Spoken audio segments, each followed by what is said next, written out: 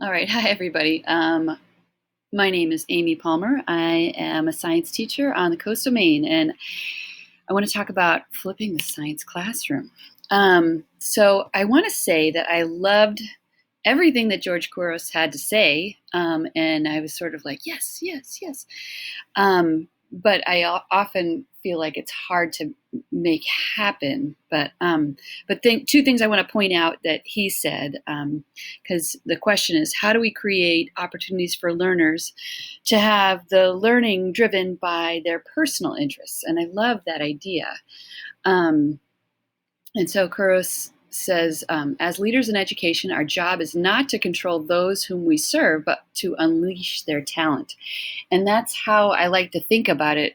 Um, Everybody's got talents and things that they love, and we should be focusing on those. And as we focus on those, you kind of hope that the skills follow because they are so engaged. And I love this little chart by Kuros too, engagement versus empowerment. I've always thought, engagement is the most important thing. If these kids aren't engaged, they're not doing real learning. It's not, maybe they're memorizing for the test, but they're not actually doing real learning. So I've always focused on engagement and, making sure the kids are interested and excited. But he goes a step further, which I think is good. And I've got to think about how to do that better. So he talks about empowering students. And so you're giving the kids skills and knowledge to help them pursue their passions and interests. And I would love to do that. And I hopefully can do that to some extent. It's hard to do that for every single one. And I have to figure out how to do that. Something else from his book I also liked was this comparison of two classrooms. And, classroom A seems like it's from back in the day, and classroom B is 21st century. And one thing that hit me, I remember listening to Dr. McCammon talk about why give lectures. And he said that giving lectures is, it provides trust because you want to establish that you know your content area. And so giving lectures is not a bad thing. And that was really interesting to me because I try never to give lectures. I try to talk as little as possible to the whole group and have everything be group work. And, so in classroom A, the teacher knows everything. That Dr. McCammon was kind of saying that, which is interesting because I certainly am more like classroom B, the teacher as a learner. I like to learn along with my students, although I obviously know more than they do, but and I can guide on the side, but I don't lecture. So anyway, back to this mistakes. I think a lot of us have gone to the growth mindset, and mistakes. Tell our students all the time, mistakes are when you are learning. And moving from the teacher asking the questions to the kids asking questions. This is hard, but I think super important. And the kids doing the thinking, and making the goal learning as opposed to good grades. And I think that's really important too. As opposed to memorizing facts, we want the kids to solve problems. We want the kids to create, and we want one size to fit each. We want them to pursue what they're interested in, and that is a little bit tricky. And I'll talk about that in a minute. So I need to give you context for what I'm teaching. I've been all over the place these last 5 years. So for a long time, I was the middle school science teacher on an island in Penobscot Bay, and that was wonderful. I didn't have, I could do exactly what Kuros is saying, like pursue what the kids were interested in. Most of the kids, since it was a lobstering community, most of the kids were really interested in the ocean. And I focused all 6th, 7th, and 8th grades on ocean. And that was super awesome. And then our family decided to move to the mainland, and I got a job as a 4th and 5th grade science teacher on a peninsula. And but that quickly changed. That was only lasted a year, and then my job changed within the same school. My job changed all these times, so I became the 5th grade ELA and science teacher. And then the next year, I was the K-5 STEAM and GT teacher. My job was to try to integrate with the expeditionary learning modules that the classroom teachers were doing, but I only got to see them once a week, which was really hard.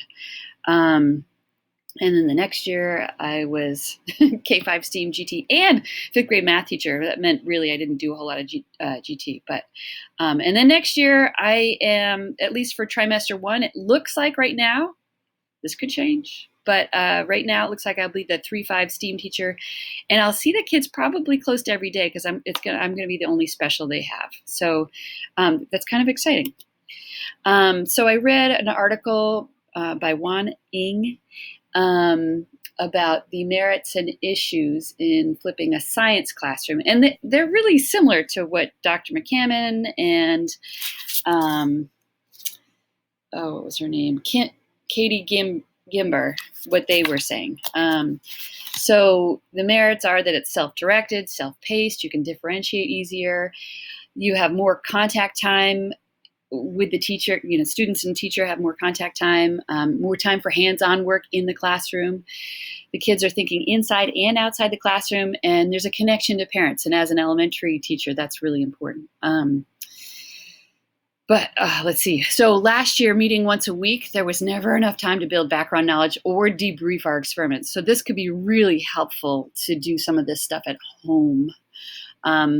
And then according to the article, the issues are not all students do their homework and not all have access to technology at home. And Dr. McCammon said that this wasn't a problem. You can still flip and do it within the classroom. And I have to think more about how to do that exactly. But these two issues are definitely big for us. Our school doesn't really give homework until middle school. And even then, they don't give a whole lot. I think homework, you've probably heard, homework is a way of expanding the gap. There's kids that don't have any help at home and they're not going to do their homework. And then there's kids that have help at home and they're going to just get further ahead and the gap is going to get bigger. And same with technology. I had an eye-opening experience this spring, understanding that even though we gave all of our students devices and internet with hotspots, et cetera, a big issue was a lack of knowledge for how to use it at home. Like, it was just really hard. And so access is our school's biggest issue. And I just don't know exactly how I would get over that.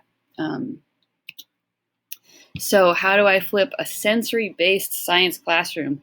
And when I say sensory-based, I kind of mean hands-on, I guess. But I feel like the kids really need to do and take things in with their senses. I think they don't get enough of that. So I try to make that my niche.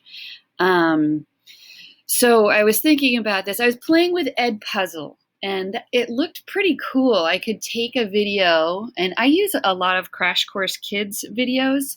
I know that Katie Gimber says that you should make your own videos, but when we're talking science, Crash Course Kids has all these kind of good visuals and a really fun woman who does the spiel, and it's just engaging. The kids love those videos. So I feel like I could still use those videos when they're at home.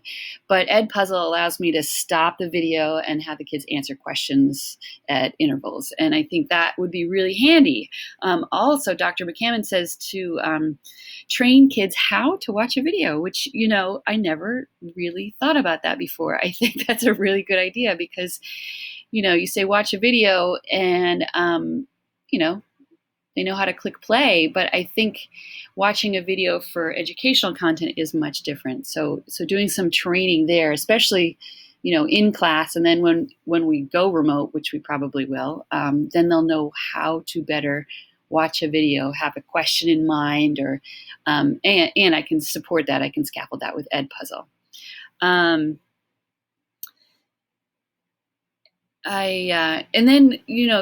then I'm thinking we would discuss our questions and collaborate in lab groups during class.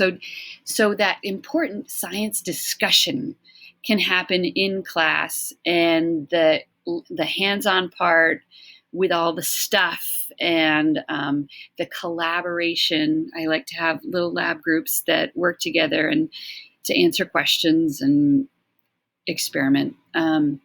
So the question I have though is like, so for those kids who don't do the building background knowledge, Dr. McCammon said, well, you could have those kids do that at the beginning of class, and then everybody else gets to do more hands-on work. Well, it is kind of penalizing the kids that don't have the help at home or don't have, just don't have a lot of support at home. But I could do that. The only thing is that would put them all in the same lab group, and I like to make my lab groups fairly diverse in terms of learners. I like to have at least one child who's really good reader and writer. I like to have a child who's really good at drawing. I like to have a child who's good at asking questions and leading and discussing. So that might throw my lab groups a little bit, but to be determined, I guess. And then, so how do you collaborate and analyze and process at home? I was checking out Glogster, and I think my students would really like that. It's a nice way to make some fancy posters and get creative and show what you know. I don't know how to make that collaborative at this point, unless they logged into each other's account, but I don't know if I should encourage that. Word cloud, the word cloud that we did about Maine in the summer was kind of cool. I could see doing that, and they could add to the word cloud and see how the word cloud changes when they add their words. And then Google Sheets, I like graphing with kids. This girl in this picture is putting up her group's information that they collected, and then we graphed it. And so I could try to do Google Sheets, but I think that I've used that before with my GT kids, but I think, third graders would have a hard time with that. So here's Edpuzzle. I was just playing around with a Crash Course Kids video on Matter. And so I made a whole bunch of little questions in between, and that was kind of cool. And I think my students might like that. I'd like to figure out how to get my voice in there, I guess, because I didn't put my voice in there, but I think you can do a voiceover, but I don't know if it will cancel out what the woman in the video is saying. And then Google Sheets, this is something I did with some of my GT students. I went to Costa Rica, and we got data on the width and length of sea turtle carapaces. And so we wanted to know if that was proportional, and they found out. So obviously this is way more complicated than what I might do with third graders with our salmon project, but if I trained them, they probably could use this. I just would need to make sure I spent a lot of time training them. And this is Glogster. So it could be a good way to process and show what you know, but still don't know exactly how I would have kids collaborate, but maybe I let go of that and have each do their own Glogster poster and share it somewhere where everybody can see them all, and then they can comment on them all. And then that's a little bit of collaboration. This is a word cloud that I was making reference to. So, they could add their words to the word cloud, and this doesn't show what they know in the same way, but it's more collaborative. So I like that. I like that the whole class could collaborate on this together. And here's Works Cited, and a little bit of a window into some work my GT students were doing with Lego robotics. Okay, thanks for your time.